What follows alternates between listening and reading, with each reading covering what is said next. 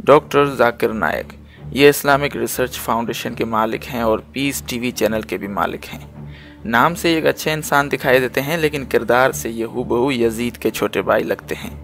जी हाँ, ये वही शख्स हैं जिन्होंने किसी वक्त यजीद मलऊन के बारे में काफ़ी तारीफ़ें की थी और नऊज़ुबिल्लाह यजीद पलीद को रज़ी अल्लाह भी कहा था। इसकी इस बकवास के बाद इस कमीने के जो मुरीद हैं उन्होंने भी यजीद पलीद से मोहब्बत का इकरार किया और अहल बैत से बुग़्ज़ का इजहार किया। ये एक अलग टॉपिक है।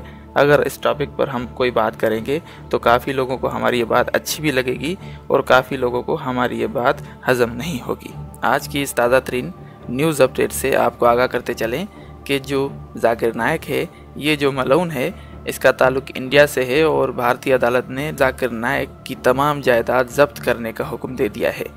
मीडिया और ज़राए के मुताबिक अदालती फ़ैसले में जाकिर नायक के मुंबई में 4 फ्लैट्स और एक दुकान जब्त करने का हुक्म दे दिया है। जाकिर नायक की एनजीओ के ऊपर गैर कानूनी सरगर्मियों में मुलविस होने का इल्ज़ाम है और भारतीय अदालत ने जाकिर नायक पर जून 2017 में फ़र्द जुर्म आयद की थी। वाज़ेह रहे कि जुलाई 2016 के ढाका धमाके में 22 अफराद जाँ बहक हुए थे और इस दहशतगर्द हमले के मुलज़मान ने जाकिर नायक से मुतासिर होने का दावा किया है।